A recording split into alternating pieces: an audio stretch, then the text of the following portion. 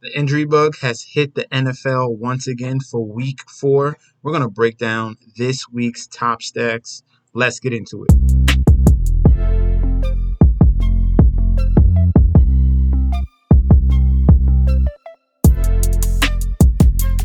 Hey, yo! Welcome back to the channel. It's your boy Chef D, and I'm here to bring you the winning ingredients for your week 4 Draftkings breakdown slate. Guys, before we deep dive into that, don't forget to like, comment, and subscribe to the channel. Make sure you follow me on Instagram and Twitter at MetsNetShetsD. Don't forget about the TikTok at Chef_D91. And do not forget about the Patreon if you want more betting, DFS, and fantasy football advice. All of those links will be provided down below. Now, let's get into this slate. You know how we start things off with. We're going to go with the stacks that are going to be very prevalent in this week 4, okay? The injuries, we're going to go game by game with the injuries in each particular game. So let's start off with the stacks that I love for week 4. The first game is going to be a little bit off of people's radar, but I think that this Los Angeles Chargers versus Houston Texans game can be a shootout in perfect conditions over there at the Houston Texans home. Obviously, we have struggles from the Chargers defense as well. Herbert is going to be without Keenan Allen, so that's going to be big. That's going to be a boost for Mike Williams and Josh Palmer. Houston obviously is going to have to play keep up, but we saw what Jacksonville was able to do to this Chargers team, and we have seen what the AFC South has done to the AFC West. They have dominated, so it wouldn't shock me if Houston sticks around in this particular game. So if we're doing a game stack, obviously I would love to have Justin Herbert as our lead quarterback here. Obviously struggled against Jacksonville. That was a total wasteland. 10-38, they got stopped. This should be a bounce back performance from him. Hopefully week by week he's getting stronger and stronger with his ribs. Okay, so that's going to be something we're going to have to look at game by game with Justin Herbert. So Justin Herbert is the guy we're going to key in on our stack. Running backs wise, you got Dameon Pierce, you got Austin Eckler. Austin Eckler is in a perfect position. They're going to need to utilize his rushing ability and receiving ability with Keenan Allen out. As you saw, he saw 8 receptions, 8 targets, 48 yards. So even in a poor blowout game, Austin Eckler still can provide value. This is a great matchup going up against Houston runs defense. So this one here, if we're just looking at matchups, they rank 32nd against the run. So Austin Eckler is going to be a key here. They're going to build off him, and then things are going to open up for Palmer and Mike Williams and guys like that for the Los Angeles Chargers. So we can go with Herbert, we go with Eckler. Let's continue to go down the line for the Chargers. Love Mike Williams. We saw what he was able to do in a previous game without Keenan Allen. As you can see, he got a ton of targets last week, but that was a blowout performance.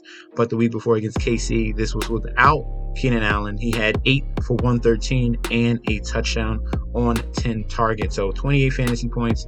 Outstanding. This is what we should expect from Mike Williams, being that elite alpha while Keenan Allen is out. Other guys we can look at on this offense is going to be Joshua Palmer. He was able to get there pretty much the last 2 weeks. The game without Keenan Allen in week 2, 13 fantasy points, and week 3, he was very conservative with 15.9, even better performance there, but did not get in the end zone. All right, he saw a lot of targets and had a very solid amount of production. So Palmer's solid, Mike Williams solid. If you're looking for someone that's cheap on the Charger side, then we can look at DeAndre Carter. This is more of the slot guy. As you can see, he's been really consistent with 3 to 4 targets each and every game.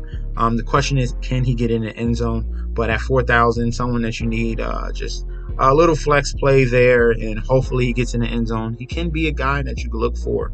All right, if we're going to look for a bring back from Houston, we got 2 guys. All right, we got Brandon Cooks here. This is the #1 wide receiver for the Houston Texans. And look at the targets. Okay, 12, 10, and 7 in the first 3 weeks. This is the #1 target guy for the Houston Texans. He's going to be targeted a lot. Might see J.C. Jackson coverage against the Chargers. So that's going to be very interesting to see if they're going to put on him or Nico Collins. All right, so Cooks is going to be the one bring back guy. The second will be Nico Collins, and he's going to have a little bit of a mismatch here because he has that height. He could stretch the field. Definitely saw a boost in targets in week 2. he has a lot of upside, more of the downfield guys. You can see his long for each and every game is almost around 20 yards or further, 18, 29, and 22 in the first 3 games. So if he can break one and take it to the end zone, he has those capabilities. When in the red zone, a fade pattern in Nico Collins is what Davis Mills needs to do. Davis Mills has a great history of playing well at home as well. So this is why I like Texans to be feisty in this particular game. Other guys we could look at, if we want to look at for a value tight end, we're going to see a boost in production for Gerald Everett. As you saw, 6 for 71 in week 2 and 2 for 25, but 6 targets we saw in week 3. These are the 2 games without Keenan Allen, so they're going to utilize him more as well.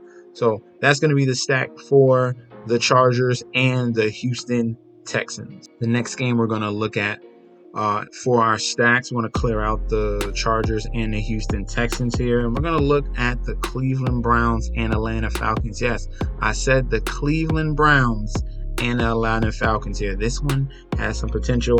We have big news that there will not be any Myles Garrett. Obviously, he had that car crash.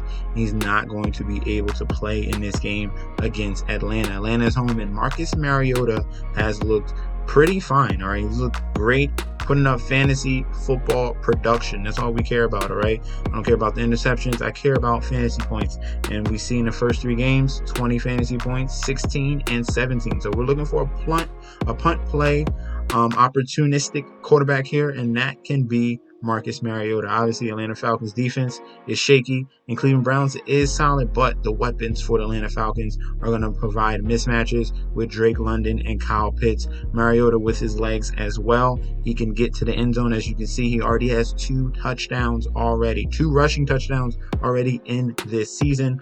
He has a fumble problem, but hopefully he can clean that up before Desmond Ridder gets his hands on that football and becomes QB1. So Marcus Mariota, we can go here with the stack over Jacoby Brissett because we have rushing upside on the side of Mariota. As you can see, Jacoby Brissett, solid. He looks great. He looks not solidified. What's the word? He looks manageable. All right. Jacoby Brissett is doing what he needs to get done to put his team in winning positions. Hopefully that's going to be enough to beat the Atlanta Falcons. But for fantasy football, for this particular stack, I think I'm going to lean more to Marcus Mariota. All right. Moving over to other guys we can look at for our stacks. Good performances for Nick Chubb and Kareem Hunt. They're going to be in good spots going up against the Atlanta Falcons defense. So it doesn't matter what run defense they're going up against. This elite line and this combination of Nick Chubb and Kareem Hunt is putting pressure on any defense. So we have potential of 20 plus fantasy points for Nick Chubb, and we have some nice upside for Kareem Hunt as well. All right, he's been putting up solid numbers. As you can see, 23 fantasy points in week 1, and he's been coming through with rushing and receiving ability. He needs to get in the end zone to pay off his $6,000 salary price. Okay, for Cordarrelle Patterson, he's been a stud. He's still looking amazing, being the number 1 running back for this Atlanta Falcons team. We're gonna wait and see if he's going to be cleared. He was held out Wednesday and Thursday with the Falcons resting his knee, so he should be fine for this game going up against the Cleveland Browns. So I have no worries about going to him. He's seen a ton of touches, as you can see, 22 and 17 and 2 out of the first 3 weeks. Getting a couple receptions. We saw 3 receptions in week 1. We saw a reception in week 3 as well. This is their lead back in Cordarrelle Patterson. He's a stud that we can go towards as well.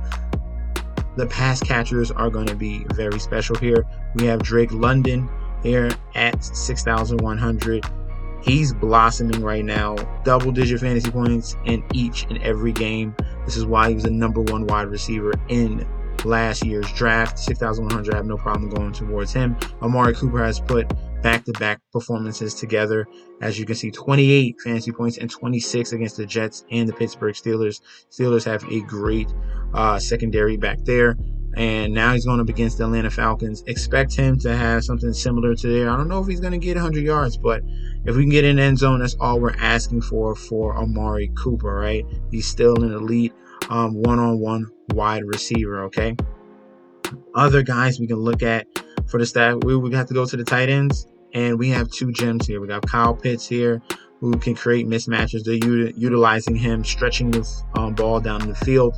And this is why Drake London is winning in his coverage, because there's a lot of tension on Kyle Pitts. He's someone we can go towards. And David Njoku. All right. We've been waiting for this man to emerge. They paid him this offseason, and he finally showed up against the Pittsburgh Steelers. 9 for 10 for 89 and a touchdown. Let's see another repeat performance against Atlanta's struggling defense. They've been giving up touchdowns to opposing tight ends almost each and every week. So David Njoku at 3,700 is another punt tight end that we can figure in for this particular stack. All right. Let's move on to the next stack. But for this Cleveland, Atlanta is very sneaky. Going to be lower owned. I like one-offs here, like Kyle Pitts, David Njoku, and we could go even Marcus Mariota if you want to build a higher price type of stacks in your lineup. The next stack that we're going to focus on is the one that you guys have been waiting for. Let's clear out this Cleveland and Atlanta stack.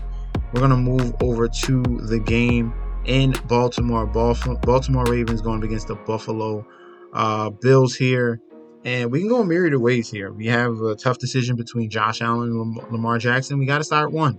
So we have the poor defense on the Baltimore side. That's why it's 32nd ranked for Josh Allen. I would lean more towards him in this particular game, bouncing back from a loss against the Miami Dolphins here. And this man has been outstanding all season long, getting over 30 Draftkings points in each and every week. I expect that yet again to happen. Let's look at the running backs. We have Devin Singletary. They're going towards the playoff type of aspect. And I said this in previous videos of why I like Devin Singletary later in drafts is because when the heat meets the iron, they're leaning on Devin Singletary. They're not looking at Zach Moss. They're not thinking about James Cook. He's a rookie.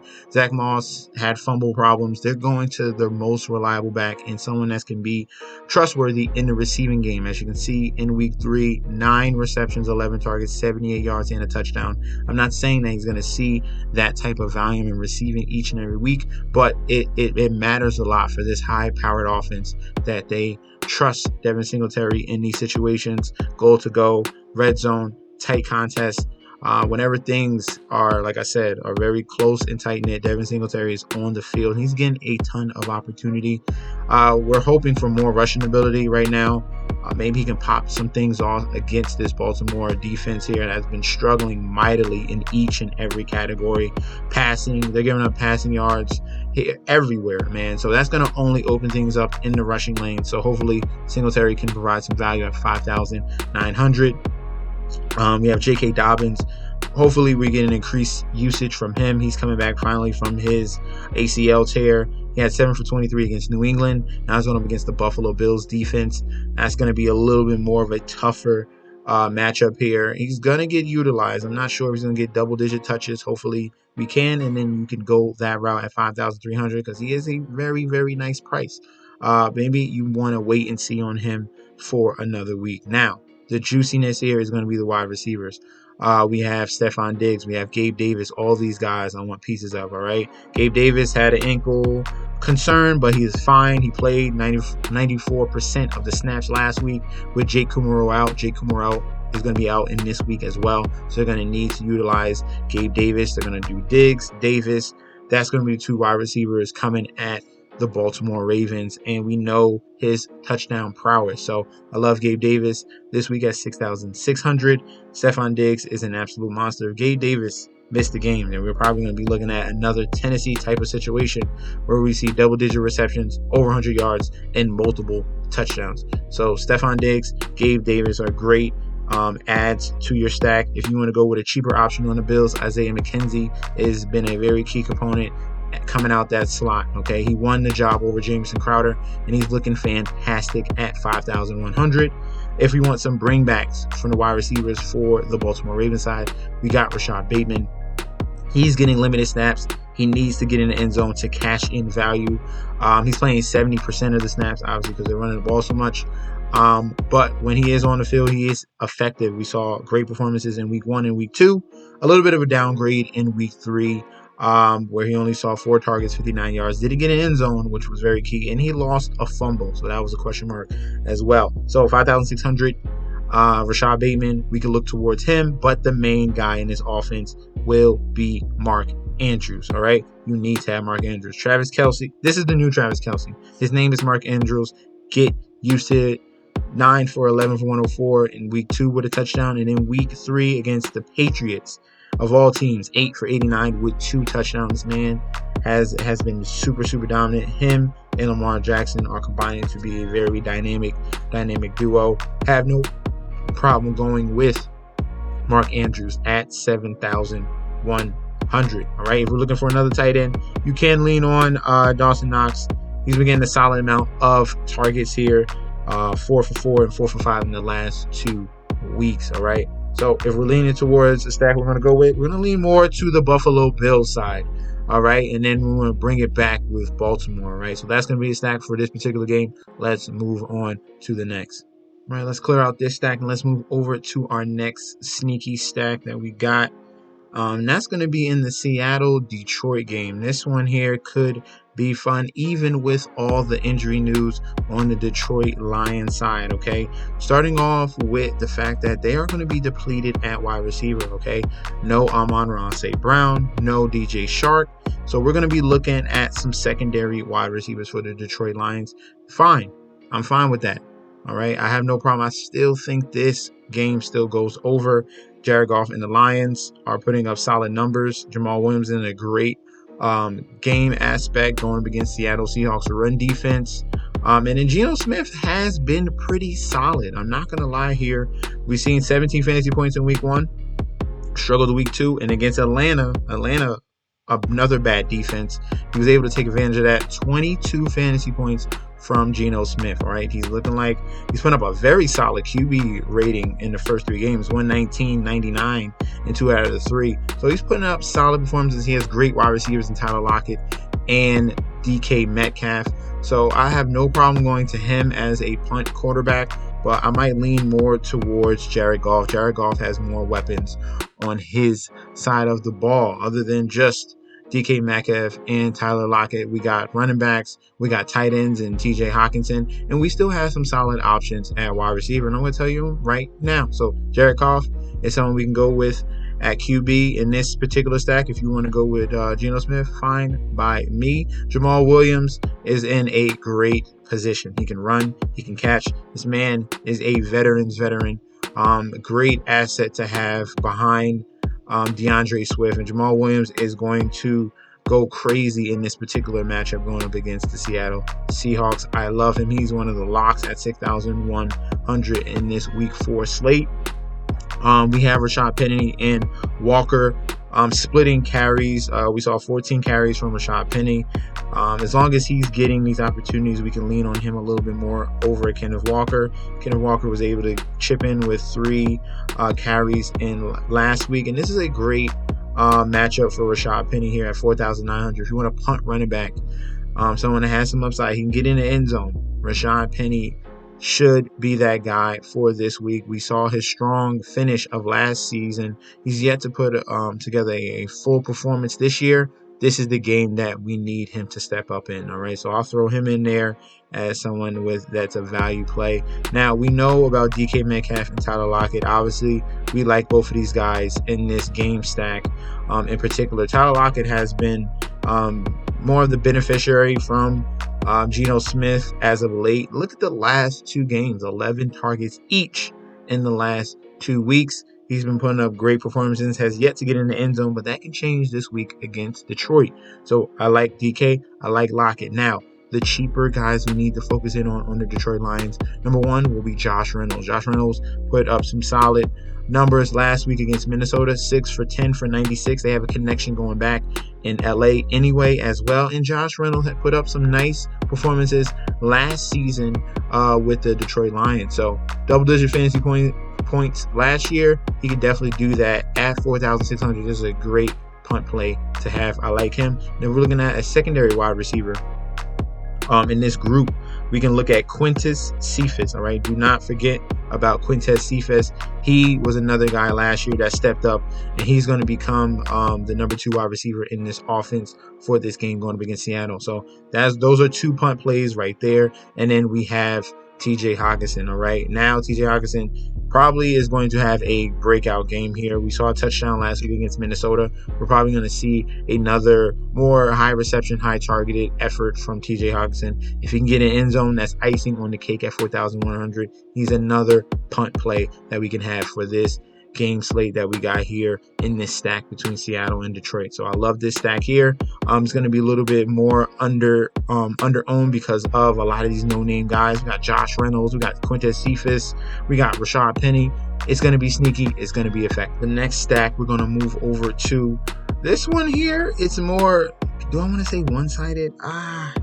In this Arizona and Carolina game, if this was a game, if there was any game that DJ Moore needed to step up in, it is this particular week. He has to go off against this putrid defense in the Arizona Cardinals. We know how bad they are.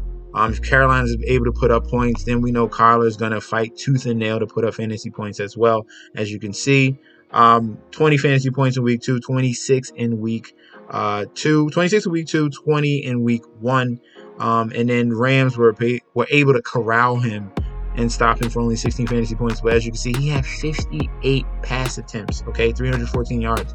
So he's going to get a high volume, and there's going to be a lot of throwing and a lot of passing in this particular game, no matter what. So Carolina gets up big. Kyler's going to fight back tooth and nail. So I like him at 7,600 because of his upside. And if we want someone a little bit cheaper, then we can look at Baker Mayfield. He struggled most of this season. His best performance was against his former team with 19 fantasy points. But poor performances against the Giants and then the New Orleans Saints. Baker Mayfield at 5,200 can be a solid guy to have in your stacks, okay? So my favorite, my main choice would be Kyler Murray, but if you want to go a little bit cheaper, Baker Mayfield would be fine at that price. CMC is at 8,700. I know a lot of people are disappointed with him, but he's been putting up solid numbers. He's getting a ton of touches, a ton of opportunities. He just haven't had the huge breakout game as of yet, and he will, and he can in this particular week. He's going to be one of my favorite running backs to pay up for this week going against the Arizona Cardinals. So I like him at 8,700. All right. So definitely get you some Christian McCaffrey. All right. Next, we have James Conner. He's now healthy. I don't think he's going to be in a great game environment, in particular going against Carolina's run defense. So I would want to stay away from him. In this particular game, I'd rather look at the wide receivers. So we have DJ Moore in this game at 5,300. I love him going up against Arizona Cardinals defense. He has to break out. Okay, he has to break out. A lot of people have been waiting on him. We thought that this would be his best quarterback to pair him with Baker Mayfield. It's yet to see. We have 3 bad performances. We want a breakout game from DJ Moore, and this can be the game. So we're going to lock him in this week in week 4. And if it doesn't cash in, then fine, we move on, but we cannot fade this matchup. All right, next, we got Marquise Brown. If you want to bring it back, he had an outstanding performance against the Rams. 14 receptions, 17 targets, 140 yards, no touchdown, but got you 31 fantasy points. Absolutely outstanding. All right, trying to figure out the second Carolina Panther is going to be tough. The main deep guy will be Robbie Anderson here, but their new acquisition of Laviska Shenault can be huge, right? He's going to be more of the slot guy, more the Deebo Samuel type. We're going to wait on news for him if he's going to be able to play in this particular game. He returned to limited practice Friday, so that's going to be a positive sign to see. And at 3,500, he can break off any catch all the way to the house like he did against New Orleans. He had 2 catches, 90 yards, and a touchdown. Very, very explosive. Great acquisition for the Carolina Panthers. So I like him as my number 2 option on the Panthers. Wide receiver wise, if we want another wide receiver from the Arizona Cardinals, then we can look at Greg Dortch. He is playing great. This is what Rondale Moore is supposed to do. Greg Dortch is doing, all right? So when Rondale Moore comes back, he's probably going to be taking a seat to Greg Dortch because they've been waiting on Rondale Moore. But no, Greg Dortch has been productive. Look at this fantasy production in the last 3 weeks. 13, 15, and 17. It keeps going up week after week. He probably is going to take it to another level in this week going against the Carolina Panthers, all right? If we're looking at tight ends, Zach Ertz has been a stud because they don't have that many weapons on Arizona. It's been Marquise Brown, it's been Ertz, and Dortch. There's a nice little funnel there. They're getting double-digit targets, as you can see, 10 and 11 in the last 2 weeks. And he's been getting double-digit fantasy points, 11, 15, and 10.5. So I like him as a punt tight end for week 4. We want to fade the tight ends on the Carolina side. And we're going to focus in on McCaffrey and DJ Moore mainly. Hopefully we get news on Chenault. And then bring that back with Marquise Brown and Greg Dortch or Zach Ertz. So definitely like this stack this week.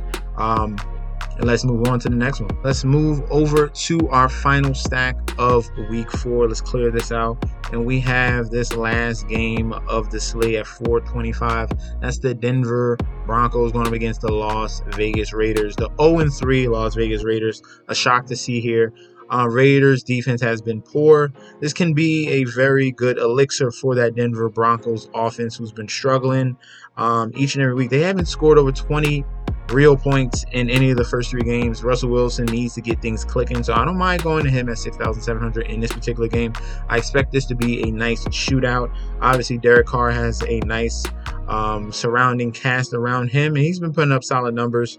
23 in week 3 and 18.9 in week 2. This is a must-win scenario here.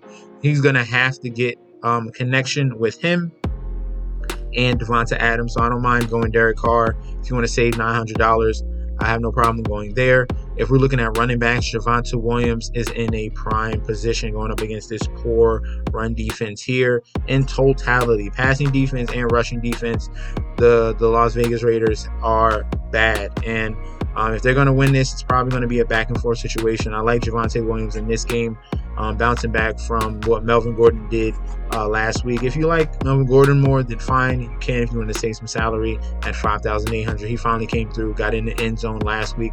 But the main guy getting majority of the snaps is Javonte Williams. I'm not going to look at Josh Jacobs as a running back going up against Denver, but I'm going to look at the wide receivers. We're going to look at Devonta Adams here. This is a clear-cut mismatch. I don't care what corner that they have. I don't care about Surtain. I don't care about nothing. All right, Devonta Adams is an elite wide receiver. You saw what he was able to do against J.C. Jackson week 1 with 33 fantasy points. He can do that easily against the Denver Broncos at 8,300. It is time for Devonta Adams to have a big performance yet again. All right, no Hunter Renfrow, so that's going to be more Mac Hollins as the number 2 wide receiver in this particular game. In the last 2 weeks, 19 targets in the last 2 weeks, so that was a sight to see. He had 32 fantasy points going up against the Tennessee Titans. Mac Hollins, out of all people, took it to a whole nother level. Like him at 4,200. If we're looking at some comebacks on the Denver Broncos side, we have the deep option in Cortland Sutton. He was 8 for 10. Targets, 97 yards last week going up against the San Francisco 49ers. Had another good game against Houston and all double-digit fantasy points. So this is the number 1 wide receiver for the Denver Broncos. I like him at 6,400. If we're looking at Jerry Jeudy, you want to save some salary at 5,500. He's more of a boom-bust play. He needs to get in the end zone, as you can see, like he did in week 1. So that can definitely happen in this particular game, which should be a high-scoring affair in Las Vegas. So I like him at 5,500. And the other weapon that we're going to look at on the Las Vegas Raiders side will be Darren Waller. He's yet to get, he got in the end zone week 2 against Arizona. So definitely take advantage of that if you're going up against Arizona. Now going up against Denver, this is the 1-2 combination that they got right now. Adams and Waller, they're going to feed off each other in that red zone. I expect a bounce back performance for Darren Waller, bouncing back from that 5-point performance against Tennessee. He's going to get you double-digit fantasy points. He's only 5,600. When's the last time I seen Darren Waller is too cheap. Continue to play him until he gets to 6,000, 7,000 range where he belongs. All right, so I love him as a mid-range tight end play. All right, Albert O, we can stay away from him. We haven't seen consistency from him. If he gets in end zone, fine, but they've been using a myriad of tight ends on the Denver Broncos side, so definitely watch out for that. All right, so those are going to be the stacks we're going to look at. The Chargers, Houston Texans, Browns against Atlanta, Buffalo against Baltimore, Seattle against Detroit, Arizona against Carolina, and this last one, Denver against the Las Vegas Raiders. Some other one-off plays before we end this video. At the quarterback position, we're going to look at Cooper Rush here at 5,300 going up against Washington's poor defense. We saw a solid performance from Cooper Rush against the Giants. He just wasn't able to get the ball in the end zone. That was because of CeeDee Lamb drops and some other misfortunate third downs. But Cooper Rush looks solid, and if he can get multiple touchdowns, we're looking at somewhere 18 to 20 fantasy points at 5,300. I think that's safe bet. All right, running backs that we can look at. We got Khalil Herbert. Now is the starting running back for the Chicago Bears in a great matchup going against the Giants. They're giving up around 5 yards a carry. Now with David Montgomery out, Khalil Herbert is the number one running back. We saw what he did against Houston, 20 for 157 with 2 TDs. We're going to go back to that. Well, take advantage of the fact that he's the starting running back, and he's only 5,700. So I love his price there. Breece Hall for the New York Jets is in a great spot going against Pittsburgh's defense. We saw him get utilized more in the passing game under Joe Flacco. Now with Zach Wilson back, they're going to get him more acclimated. So you're going to see him run the ball and his New York Jets team run the ball more so that can open up the play action and other plays for Zach Wilson. All right, so expect the Jets to come out, run first, and then lean on Zach Wilson after that as things open up. So I like Breece Hall at 5,400. His breakout game is coming very, very soon. All right, next, let's move over to the wide receivers. Elijah Moore for the New York Jets. He's been getting a ton of targets and a ton of air yards. It just hasn't added up to fantasy points, and that's going to turn around with someone that can actually stretch the ball down the field and not someone that's going to dump the ball down to their short wide receiver or running back each and every time, which Joe Flacco did. Elijah Moore has a nice connection with Zach Wilson. I expect him to bounce back in this week 4. Another wide receiver we can look at will be Romeo Doubs. All right, he had his breakout game last week. He's currently 4,500. He had 8 receptions, 8 targets, 73 yards, 1 touchdown. He's looking like the number one option for this team. All right, we're yet to see what Christian Watson can do, but as of right now, Romeo Doubs is the number one wide receiver. I like his matchup going up against the New England Patriots. All right, and I have one more that I have to mention. I don't want to, but Richie James here, wide receiver at 4,000 for the New York Giants. They have nothing. Okay, they have David Sills. They don't play Kenny Galladay. Sterling out for the year. Wan'Dale Robinson is hurt. Kadarius Toney is out. All they have is Richie James. So if you want a slot wide receiver that's going to put up a nice amount of targets and receptions, we can go here at $4,000. We need him to get in the end zone to really break the slate, but he's definitely someone to consider. All right, and at the tight end position, I have Robert Tonyan. Okay. With all the question marks with the wide receivers for the Green Bay Packers, Aaron Rodgers trusts Bob Tonyan here. He's coming back, bouncing back from his injury over the offseason, and we saw 6 for 7 for 37 yards last week. We remember that 2019 season where he had 8-9 touchdowns. That can happen yet again. He's at a nice salary at $3,500. This is another punt tight end that we can focus on in this particular week. All right, so thank you guys for tuning in. Please do not forget to like, comment, and subscribe to the channel. Make sure you follow me on Instagram and Twitter at MetsNetJetsD, and I'll be back with another video very soon. All right, peace out.